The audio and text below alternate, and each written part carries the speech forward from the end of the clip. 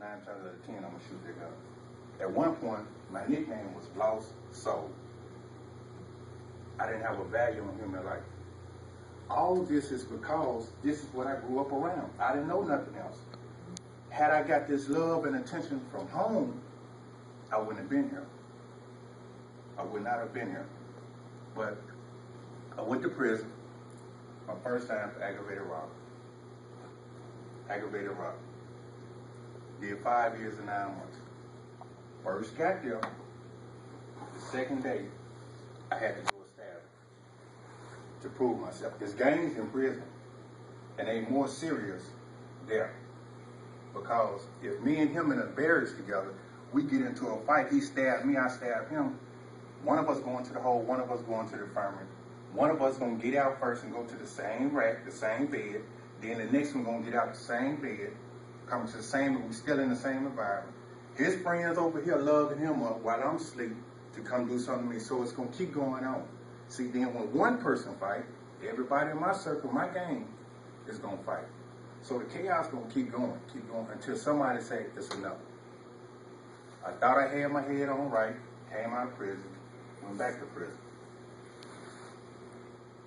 Now, what I'm about to tell y'all, please don't get scared. First of all, the person I used to be, he's dead. He's dead. I'm not Bolo, I'm not Lost Souls, I'm not Mr. Goody, I'm now dangerous. Got out, involved in some people that were selling drugs. An individual set us up to get robbed and my cousin to get some time. It was my job, my duty, our responsibility to eliminate the problem. An individual got their throat cut, and I went back to prison. Same cycle. I was doing the same thing, thinking I was getting a different result. Then I took a liking to an older guy that was there that started giving me wisdom. I'm walking around mad at the world, but really I'm mad at myself. But I don't want to tell myself I'm mad. It's my problem. I'm the reason I got here.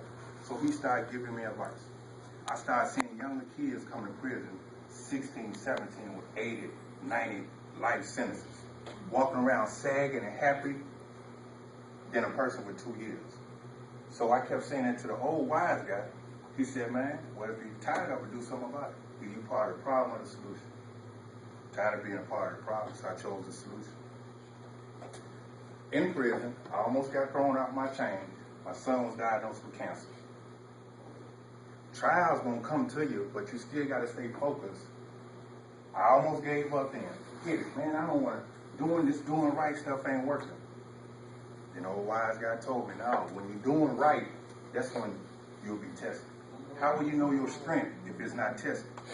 So I took it head on. Got out of prison, went to Pulaski Tech, met back up with Kareem Moody. I used to work with him when I was young, when I tried to do right, working with kids. Got in school. Major was, my major first was early childhood development. I wanted to start a bunch of different daycares where we cater to mothers in projects, low income. We come get you, take you to work, find jobs for you, pick your kids up, overnight and all that. My past came back. Came do early child development with a fellow. I still want to work with kids, so I chose psychology, behavioral modification. I want to be able to, instead of just helping you, I want to be able to tell you mentally what's wrong with you and how to identify with you. So I chose that. To this day, I got a wonderful big brother, mentor, father figure, the right one in my life that steady guide me, that steady motivate me. If I had those things when I was young, I don't know if I'd be here right now. I don't know how my life would be, but I wouldn't have went to prison. And we, on the paper, on the slide, it talked about hoods. First, let me let y'all know, all the hoods is not in Southwest, the West End. They got them in Maumelle, Pleasant Valley, Tall Timber, everywhere. The hood first started with a mind frame. You could be in Pleasant Valley and still be ghetto or whatever, negative. They do it every day on TV. sometimes when your student is around you, stop and ask him, hey, how was your day? How was your day? When you see him throwing gang signs or sagging, don't get scared or timid by it. Ask him, say, excuse me, if you don't mind me asking, can you answer this? What do that mean? Why do you do that? He gonna start looking at, she's interested. That's gonna open up a door. That's gonna open up a door to him wanting to talk to you, or her. Next, it's not a such thing as black and white when it comes to this. It's chaos. There's no color. Chinese, black, white, Asian, all of it. So we can't look at, well, I'm gonna deal with this guy, he from a black family, different than I'm gonna deal with this white guy, he from a different family. It's all trouble. We all going through the same thing. The same thing. Talking to your students, because the parents not doing it. All they doing, here go your Christmas stuff here. Half of them right now don't know where their kid is now. As long as you're not messing with me, I'm cool. I wouldn't do that. As long as I'm not in my mom's face, she don't care. I used to come in 4 or 5 o'clock in the morning, 15 years old. 15 years old. When I came back to Arkansas when I was 15, my first charge here was kidnapping. I was what you would call, if you had a problem, I'm the eliminator. Everything that I have been through, every day I regret it. I regret it. I'm still learning how to quit beating myself up because of all the families I have destroyed. The main one is my mom. I say I love my mother to death, but how could I put her through this here? So you got kids that's dealing with those type of things. Everybody don't know how to be a man or an adult or a mature person say, hey, I need some help. So you gotta figure out how can you get that person comfortable enough to say that. You start with the compliments. The compliments, I promise you, will mean a lot. Just think of yourself. Just think of yourself when you look beautiful today. Your heart just smiling. Just, you're going to change your walk up a little bit more. Now just think. If you tell a young lady that, or a gentleman that, you look nice today. Tomorrow, he going to want to look nicer. Then you tell him again, the next day, he going to want to look nicer. You're doing a good job. Tomorrow, he going to want to do a better job. Then a better job. It starts small.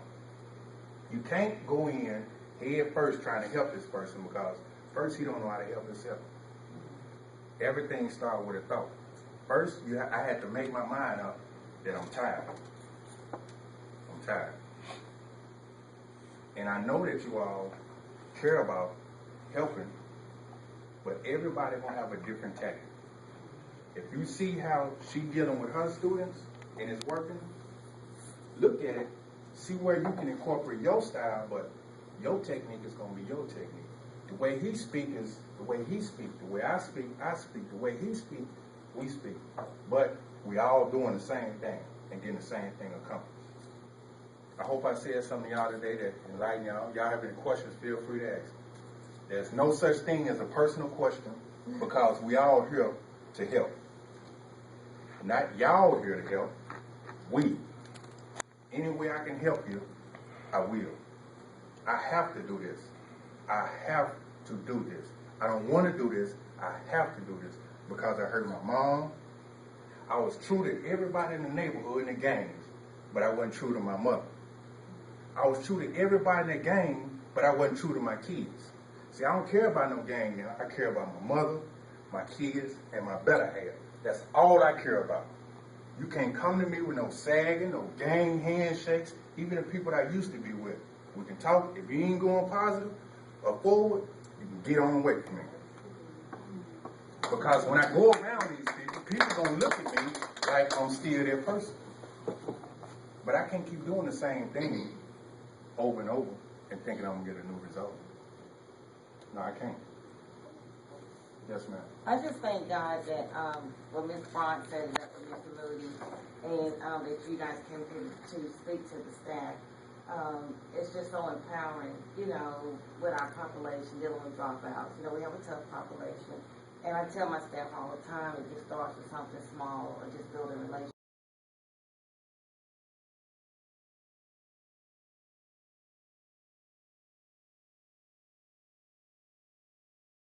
Now, I'm just grateful that you decided to come, and I would love to have you back to speak to the students. You know,